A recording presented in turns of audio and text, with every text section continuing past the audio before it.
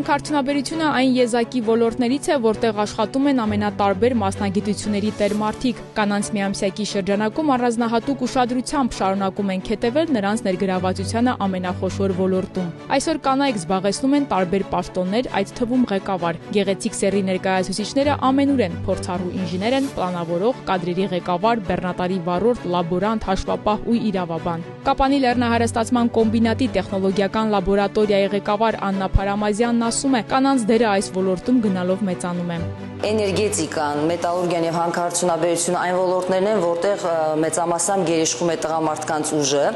բայց տարիների ընթացքում արդեն հանքարդյունաբերությունը կոտրեց այդ կարծրատիպը։ Մեր լաբորատորիան, որը կազմված է 7 աշխատակցից, բոլորն էլ կանայք են եւ մեծ նվիրումով եւ ոգևորվածությամբ են վերաբերվում իրենց աշխատանքին։ Ավագ լաբորանտ Ռուզանա Գրիգորյանը 35 տարվա փորձ ունի, ասում է, ժամանակները փոխվեցին, սարքավորումները ավելացան, դժվարություններն էլ հաղթահարվեցին։ Չնայած դժվարություններին, ոնց որ սիրեցի այս գործը։ Սիրեցի ու չուզեցի, որ դուրս գամ, որովհետև կոլեկտիվս էլ էր լավ, աշխատանքն էր շատ հետաքրքիր,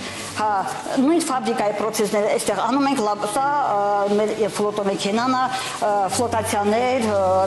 վերամաքրում, ամեն ինչ։ Հանքաքարից ստանում ենք մենք խտանյութ։ Ես հպարտ եմ, որ աշխատում եմ Կապանի կոմբինատում։ Մեր կոմբինատը գիտեք, որ ամբողջ քաղաքին իր ներդնում զարգացնում է քաղաքը, օգնում է քաղաքին, եւ ես դրա մի մասնիկներ ես եմ դառնում, որ ես էլ եմ ինչ-որ բանով մեր քաղաքին օգտակար։ Տեխնիկական վերահսկողության բաժնի ղեկավար Գոհար Պողոսյանը պատասխանատու է 3 տեղամասերի աշխատանքի համար։ Մեր բաժնում կա 16 կին, մոտավորապես մեր բաժնի 36%-ը կարելի է ասել կին է։ Եվ աշխատում են շատ կարևոր կետերում, այսինքն նմուշարման գործընթացը, նմուշ պատրաստման, ամբողջությամբ կանանց ենթակայության տակ է, այսպես ասած, եւ հաստատուցիչ ֆաբրիկայի գործընթացից եւ պատրաստի արտադրանքի այն է պղնձի եւ ցինկի խտանյութերի առաքման,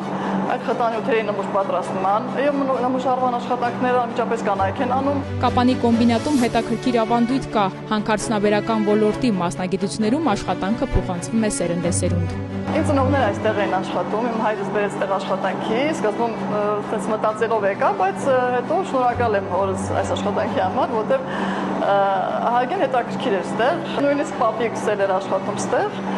հիմա եղբայրներս էլ են այստեղ, դու հավատարիմ ես քո արժեքներին, այսինքն հավատարիմ ես քո աշխատանքին, պատասխանատու ես եւ նվիրվածությամբ աշխատում ես։ Տղամարդկանց համահավասար աշխատում ենք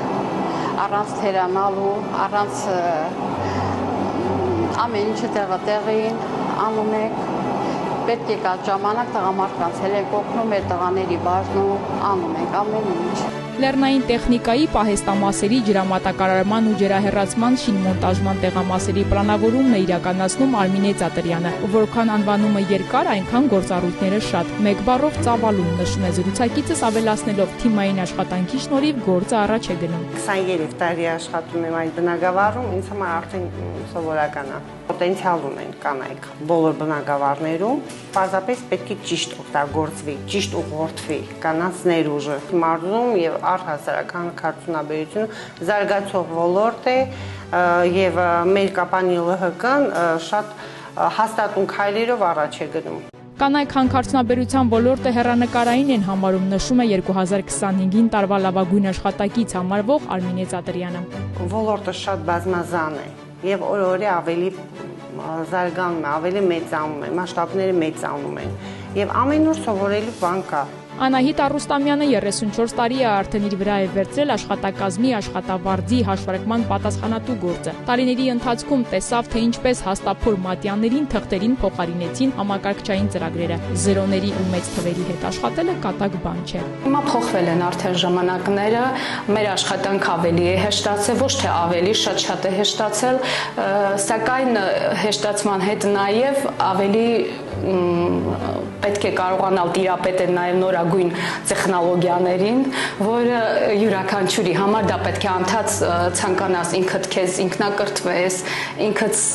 կարողանաս կարդալ այդ բոլորը, համակարգչից օգտվել, ու այդ բոլորը մենք վերցրել ենք մեզ վրա, կոնկրետ ես իմ վրա շատ եմ աշխատել, որպեսզի կարողանամ հասնեմ այդ բոլորի։ Գաղտնիության ապահովումը հատկապես հաշվապահությունում աշխատանքային էթիկայի պարտադիր պահանջ է, ասում է ավագ հաշվապահ։ Գաղտնիությունը նրանով է պայմանավորված, որ յուրաքանչյուրը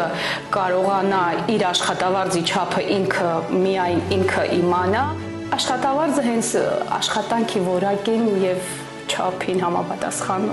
վճարում է կոչվում։ Մի ամբողջ կյանք 36 տարի հաշվապահությունում թվերի հետ պայքարի մեջ է տիկին Էմման։ Կինը ամեն ինչ կարող է, ասում է։ Հաշվապահություն միշտ կանայք ավելի շատ կանայք էին աշխատում, ես համարում որ կին պետք է աշխատի։ Երեխաներ ունեմ, ընտանիք ունեմ, բայց էլ աշխատում, ոչ մի օր կարելի ասա տան չեմ մնացել։ Կինը պետք է իր վրա աշխատի, ինքը իր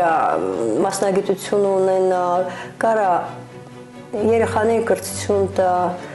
վերջ-վերջով կիրթ լինելը դա տարբերվում է։ Հաշվապահների դերն է հատկապես կարևորում փորձառու մասնագետը։ Ես կասեի մեր թիմը շատ կարևոր է հիմնարկում, որովհետև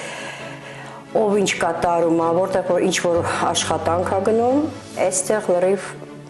հավաքվում է, հետո ամփոփվում է ու կարելի ասած ամեն ինչ ճիշտ հաշվարկը ի վերջով ճիշտ հաշվարկը հաշվապահությունն է անում։ Առիթից օգտվելով շնորհավորում եմ բոլոր կանանց մայրերին այս գեղեցիկ տոնի առթիվ։ Ցանկանում որպեսզի նրանց գեղեցկությունը ուժը, եռանդը անսպառ լինեն, մաղթում եմ բոլորին մասնագիտական նորանոր ձեռքբերումներ եւ որպեսզի լինեն գնահատված թե կյանքում եւ թե աշխատավայրում։ Սրտան շնորհավորում եմ բոլորի մարտի 8-ը կանանց տոնը իրանց ընտանիքներով, թող լավ լինեն, միշտ հաջողության մեջ լինեն, ամենան իրենց։ Բոլորին ցանկանում եմ ամենակարևորը կանացի գեղեցկություն, առողջություն, կոլեկտիվում բոլորի նկատմամբ լինել համերաշխ։ Քանի որ այս պահին աշխարհում լիքը պատերազմի ձայներ կա եւ խաղաղության կարիք շատ կա։ Ես ցանկանում եմ խաղաղություն նրանց սրտերում եւ հոգիներում։ Ցանկանում եմ սեր, ցանկանում եմ որ իրենք մի շփտան եւ գող լինեն, որպեսզի երբեք ոչ մի մայր, ոչ մի կին կորուս չունենա։ Կցանկանամ առաջի հերթին խաղաղություն, առողջություն, մեր բոլոր կանանց միայն ժպիտ։ Առողջ լինեն, երջանիկ լինեն, միշտ գնահատված լինեն, ծաղիկներ ստանան, ոչ թե մարտի 8-ին են միշտ